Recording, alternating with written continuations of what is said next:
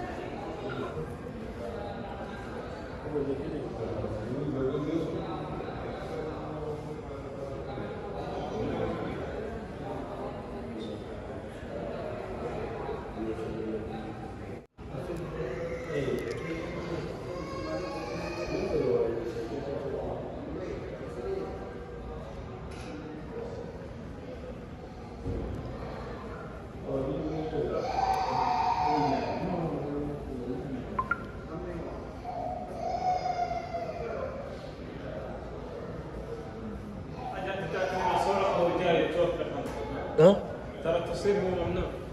تصوير no picture no no picture only بس this only أنا بس one picture two picture. Okay No, brother, no. Okay okay brother, okay.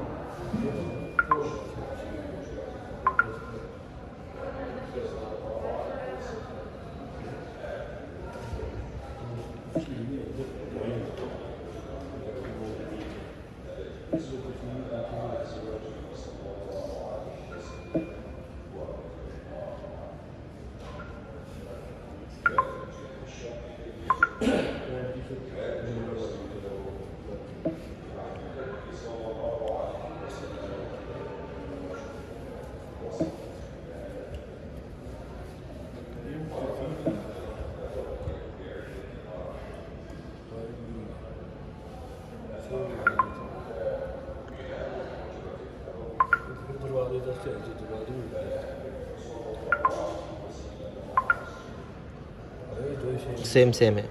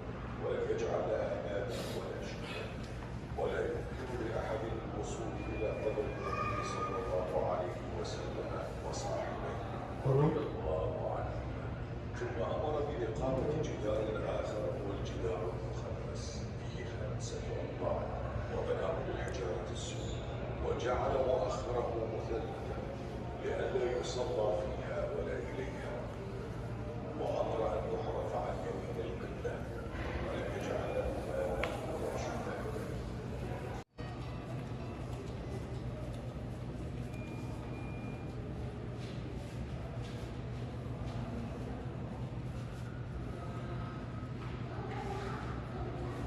الحجرة النبوية هي البيت الذي كان النبي صلى الله عليه وسلم يقيم فيه مع عائشة بنت أبي بكر الصديق رضي الله عنها، واشتهرت بالحجرة النبوية لأن النبي صلى الله عليه وسلم مات ودفن فيها، وهي ضمن الحجرات النبوية التي يسكن فيها مع أزواجه صلى الله عليه وسلم ورضي الله عنه. كان في الجهة الشرقية الجنوبية خارج المسجد النبوي في عهد النبي صلى الله عليه وسلم وخلفائه الراشدين وسط الخلافة بني أمية. مرت الحجرة النبوية بعدة مراحل. المرحلة الأولى بناء الحجرة النبوية، بناها النبي صلى الله عليه وسلم مع وتتكون من غرفتها المبنية من اللبن وسقفها من الجليد، ولها باب من خشب يفتح على الفناء وهو من جليد اللحم ولا سقف له، الجهة الغربية يفتح على المسجد النبوي. المرحلة الثانية وفاة الرسول صلى الله عليه وسلم ووضع الستار. في العام 11 للهجرة وضعت عائشة رضي الله عنها ستارة تفصل بينها وبين القبر.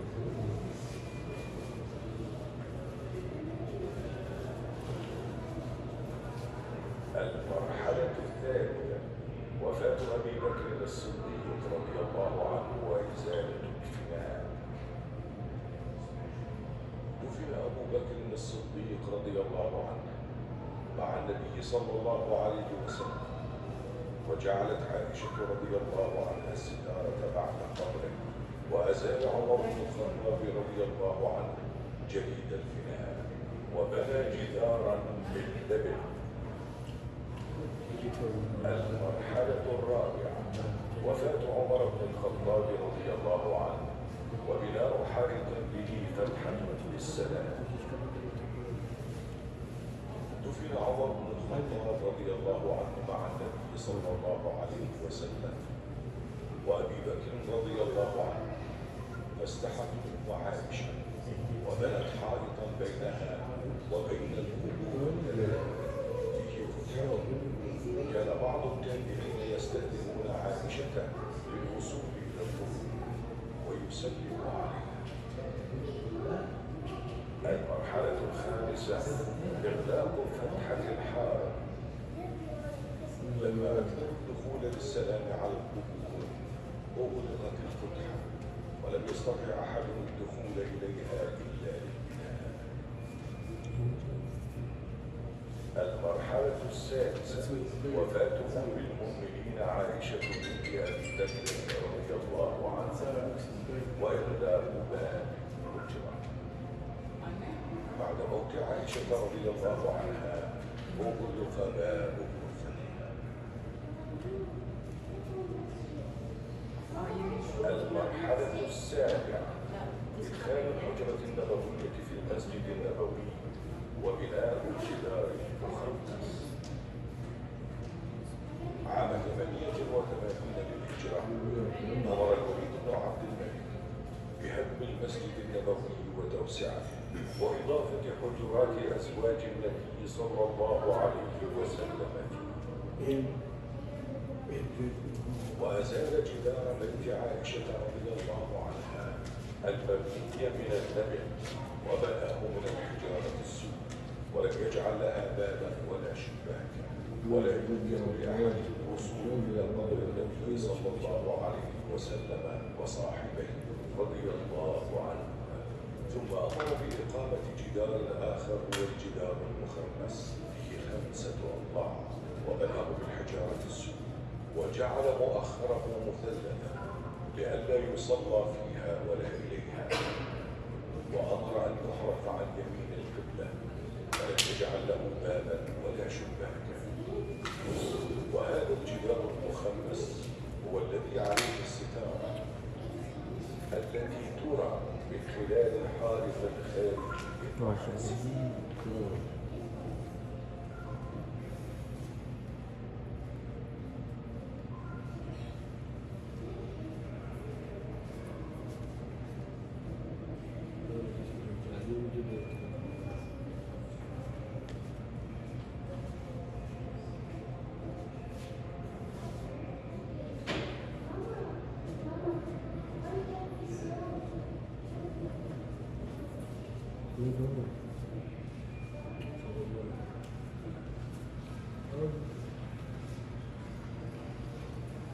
الحجرة النبوية.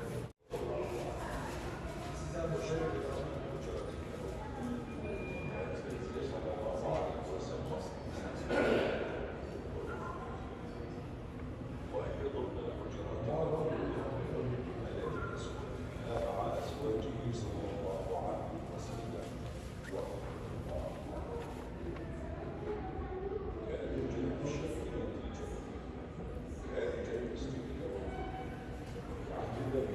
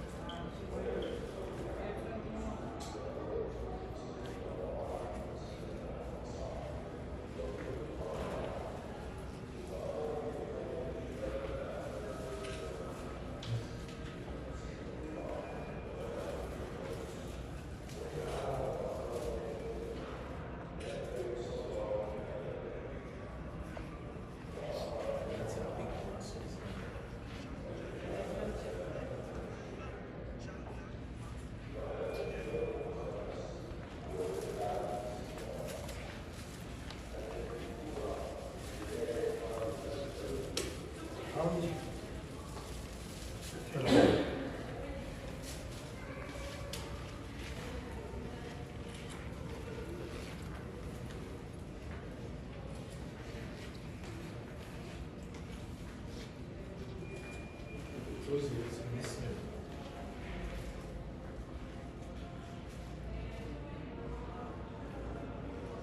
on final, right? That's how it looks now. existing, yes, existing. This is how it looks now. Yeah, great experience being coming inside. Sorry? We are coming inside for this exhibition. We got more knowledge.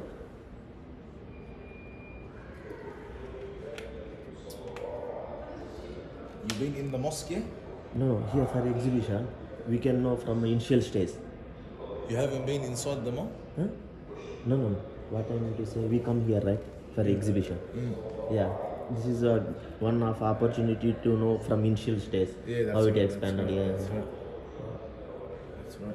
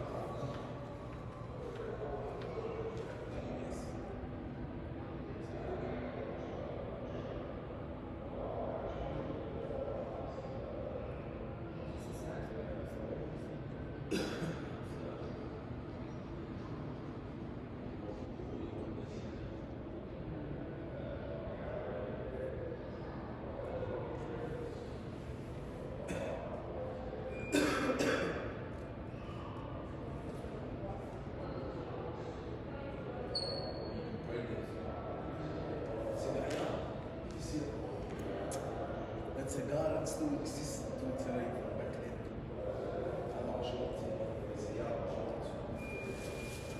Still the same trees existed.